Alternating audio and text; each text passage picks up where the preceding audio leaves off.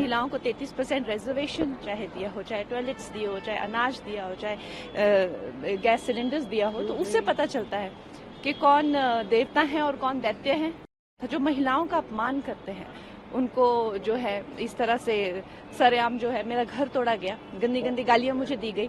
कुछ मूर्खों के इकट्ठे हो जाने से देश के टुकड़े नहीं हो सकते।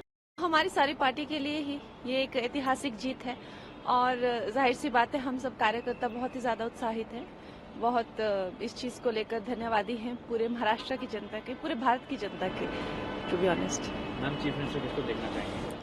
ये तो खैर अब हमारी जो पार्टी है उनका ये बनता है, इट्स देयर प्रोगेटिव। और हम लोग तो खैर, जो मैं हमेशा कहती हूँ कि हमारी जो पार्टी है उनकी जो आइडियोलॉजी है वो सबकी एक से बढ़कर एक हमारे पास नेतृत्व के लिए लोग हैं। तो उद्धव ठाकरे की इतनी बुरी तरीके से हार होगी, आपको ये उम्मीद थी? ये मुझे उम्मीद थी, क्योंकि मुझे लगता है कि अगर आप देखें इतिहास गवाह, और मेरे काफी रील भी वायरल हो रहे हैं कि हम दैत्यों को और देवताओं को कैसे पहचानते हैं। जो महिलाओं की इज्जत उतारते हैं वो उसी श्रेणी के होते हैं, दैत्य ही होते हैं। और जो महिलाओं को सम्मान देते हैं, आज हमें अगर महिलाओं को 33% रिजर्वेशन चाहे दिया हो, चाहे टॉयलेट्स दिए हो, चाहे अनाज दिया हो, चाहे गैस सिलेंडर्स दिया हो, तो उससे पता चलता है कि कौन देवता है और कौन दैत्य है। तो दैत्यों का वही हुआ जो होता है हमेशा, उनकी हार हुई।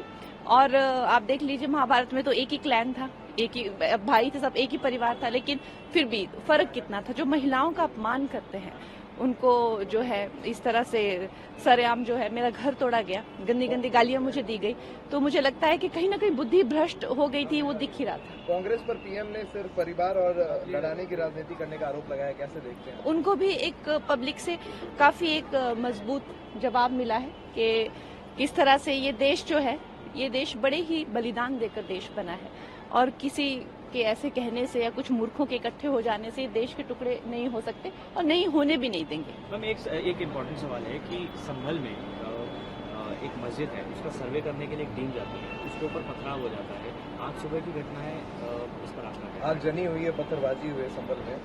तो इससे हमें साक्षात देखने को मिलता है कि एक हैं तो नेक हैं, अगर बटेंगे तो कटेंगे। आप देख सकते हैं कि किस तरह की सिचुएशंस हमारे देश में ऐसे ऐसे एरियाज भी हैं जहां पे जाना ही अलाउड नहीं है इवनिंग के बाद। तो खैर मुझे लगता है कि हम सबको एकजुट होकर इस चीज की निंदा करनी चाहिए। हिमाचल में भी हम लोगों ने इस चीज की निंदा की है, तो अभी के लिए तो मैं यही कह सकती हूँ। Ma'am, my last question is, ये प्रियंका गांधी वाड्रा ने जीती है वायनाड से, क्या कहना चाहेंगे? मेरी उनको शुभकामनाएं।